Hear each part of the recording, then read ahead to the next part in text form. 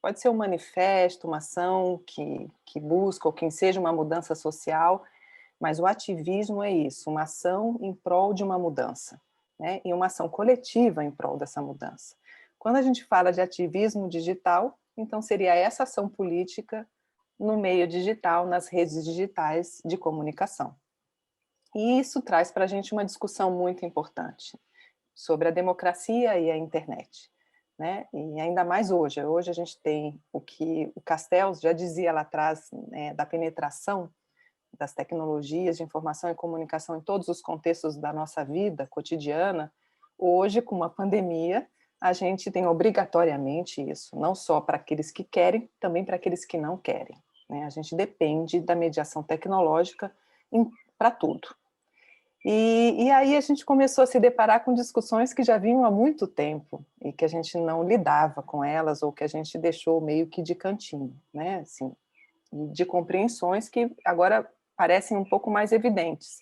Por exemplo, de que a inclusão não é só acesso, né? Eu preciso saber não só tecnicamente como estar nesse meio, mas também como fazer um uso consciente, um uso crítico desses meios para ação política, no caso, quando a gente está falando de ativismo, para ação política, mas também como eu posso ser autor, produtor, como eu posso ser cidadão nesse meio digital, na cultura digital.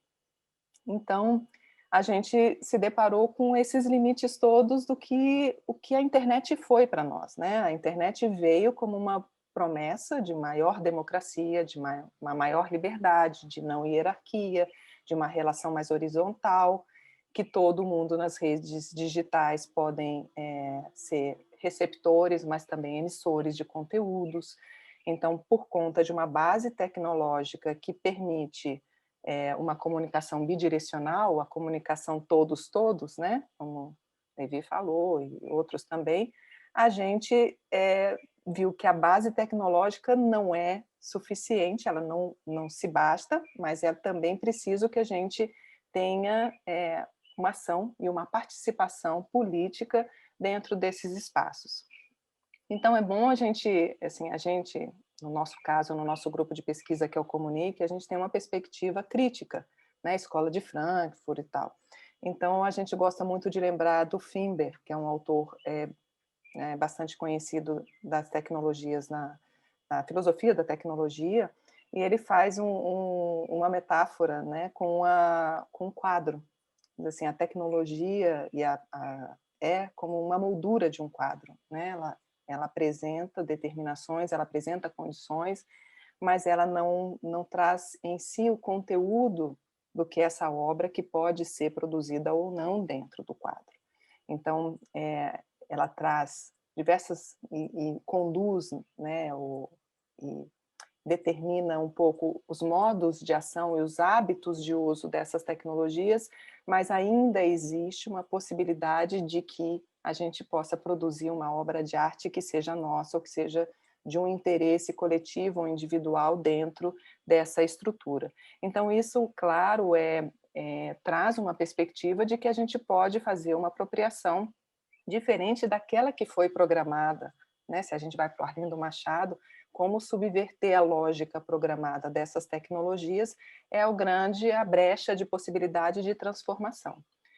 E a internet trouxe para a gente uma potencialidade que, se a gente pensava assim, já existia em termos de ativismo, né, de política, antes de 2012, 2010, né, quando a gente teve aqueles movimentos, né, da Primavera Árabe em vários países, né, o Occupy Wall Street, a gente teve diversos movimentos políticos nas ruas que se articularam a partir da conexão e da mobilização e do ativismo político que acontecia nas redes digitais.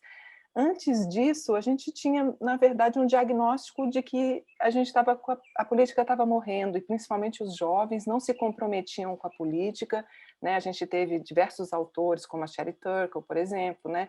que meio que culpabilizavam não só os jovens, mas as tecnologias e o uso que os jovens faziam das tecnologias por uma falência da cultura cívica contemporânea, o desinteresse, que os jovens estavam descolados na política, né, e que a tecnologia, na verdade, enfraquecia as relações face a face e enfraquecia a política.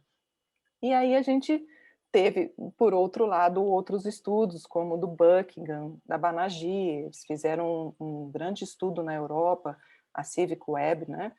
Essa pesquisa da Civic Web começou com eles na internet sem as redes sociais, então, o que a gente diria web, não a Web 2, né? Mas, nesse momento, eles já viam e já identificaram, eles citaram muito um autor, que é o Peter Dahlgren, que ele falava da vitalidade política que existia nas redes, né, e que não era aquilo que a gente esperava a partir da nossa tradição de ação política e do que a gente compreende por ativismo e por política, mas que os jovens sim se comprometiam com a política de outras maneiras que não eram aquelas esperadas por nós, dos movimentos sociais, dos sindicatos, etc. e tal. Né? Mas que eles gostavam muito de usar a internet e as tecnologias pelo anonimato, pela instantaneidade, acessibilidade, o envolvimento contínuo, né? E não haver intermediários, de haver uma relação de maior igualdade, algumas características, né, de um novo espaço público e político, que poderia ser político, mas que eles entendiam que sim, que havia. Então, essa foi um pouco a resposta do Buckingham e da Banerjee. Isso foi antes, então, dessa Primavera Árabe e de todo, no Brasil, né, dos movimentos de 2013. Então, a gente, sim, teve, nesse momento, um pouco essa resposta. A política não morreu, né? E ela só está se colocando de uma outra maneira, mas os desdobramentos de 2013 também nos mostraram que a gente não sabia muito bem para onde isso estava indo, né? Então, a Marilena Chaui também foi ótima numa palestra que ela deu aqui na UFSC um período, e aí ela falava que ela foi para a rua. Em 2013, quando tudo começou, um movimento dentro da universidade, alguns jovens batendo panela, e de repente estava todo mundo na rua. Ela falou, como assim estão na rua? E aí foi à rua e perguntou, você está aqui por quê? Você está aqui por quê? Você está aqui por quê? E as pessoas, cada uma dizia uma coisa, né? E aí ela diz, isso aqui é uma bomba relógio. E é realmente uma bomba relógio, porque se a gente não tem uma pauta comum, se a gente não tem uma luta comum, as pessoas estão fazendo política, mas elas não estão articuladas numa proposta e na busca de um mundo comum. E isso é muito complicado, porque aí as pessoas se juntam, e às vezes se juntam por interesses, por se solidarizarem com algumas pautas, as pessoas todas se reúnem, fazem uma pressão política num determinado momento e depois isso se esfacela, porque isso não tem uma continuidade. Então, quando a gente está falando disso, a gente também toca num outro assunto, que é sobre a participação nas redes sociais. O que significa participar? Então, eu curtir, eu compartilhar, isso é participação ou não é participação? Então, para muitas pessoas, isso não é participação.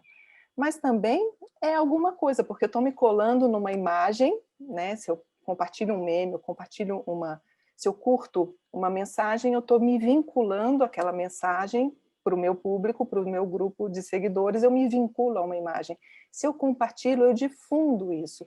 Se eu coloco ainda um comentário no meu post, eu ainda agrego alguma coisa que é minha àquela mensagem que foi compartilhada, um comentário, uma apreciação.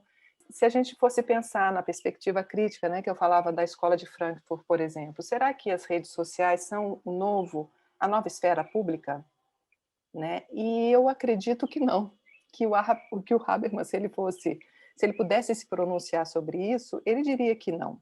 A gente vê a influência, se há políticos nessas arenas realmente de disputa, né, de poder, de decisão, aqueles que são antenados, que participam do debate nas redes, ou que querem saber o humor das redes, eles acompanham o ativismo nas redes digitais para que orientar as decisões que são tomadas, se é que eles se preocupam com aquilo que o público pensa. Né? Mas se não, eles acabam tomando decisões seguindo outros princípios. O que eu quero dizer é que a gente participa nas redes digitais tentando influenciar aqueles que realmente são os tomadores de decisão, porque, de fato, nós não estamos ali, como numa esfera pública habermasiana, participando das negociações e das decisões nessas esferas de poder. Isso não quer dizer que isso não seja política. Então, assim, existe aí talvez a gente pudesse dizer, né, um caldo, né, de político muito importante, muito forte, mas que ainda não é aquilo que a gente almeja enquanto um espaço que amplia a democracia, na medida em que também amplia nosso poder de participar das decisões e das esferas de decisão. Tanto os limites, a moldura desse quadro, mas também entender a potencialidade daquilo que está posto ali e da nossa participação e do nosso ativismo, como isso pode influenciar, sim, e fazer, né, desequilibrar as relações de poder que já estão postas, como Castells falou, a partir de uma autocomunicação de massa e de uma articulação não hierárquica, né, e auto-organizada de ação política que toma conta das redes sociais e que pode acontecer nas redes sociais, para o bem e para o mal, né? Porque para o bem, a gente imagina é o lugar que a gente quer estar, propiciando o diálogo, o convívio da diferença, né? E um espaço realmente mais democrático, mas a gente também vê que a democracia pode morrer por dentro da democracia e que também é um espaço onde né, se expande o discurso de ódio, as fake news, a manipulação da opinião pública a partir do controle dos algoritmos, a vigilância das pessoas a partir de seus dados e rastros. Então, todos esses perigos, a gente precisa ter consciência desses perigos para encontrar a brecha de oportunidade do ativismo e da ação política, que é de mobilização, de mudança social e de transformação das pessoas. Também é interessante, né, a gente pensar que o ativismo digital, a gente também já consegue perceber, e aquela pesquisa da Banerjee e do Buckingham já mostravam isso, que não existe só o digital, né? A gente tem um somatório, que a gente tem da ação política contemporânea, ela é um híbrido do digital com a rua, né, a rede rua. É que as pessoas têm a necessidade de ir para a rua, porque o medo só é vencido pelo contato e pela aproximação do corpo. A gente vence o medo pelo corpo, por estar com outras pessoas em corpo. Então, ele também já apontava que o ativismo digital não existe só como sofá, não existe só como digital, ele existe na composição híbrida com a rua. Né? E isso a gente começa a ver com mais frequência, mesmo agora, numa pandemia, a gente vê movimentos como Black Lives Matter, né, as pessoas indo para a rua, que foi agora no Chile também, né, as pessoas vão para a rua mesmo com o risco todo, né, do Covid, da Covid e da nossa pandemia, porque há necessidade esse hibridismo, né, espacial, digamos assim, do digital offline com online, a rede e a rua.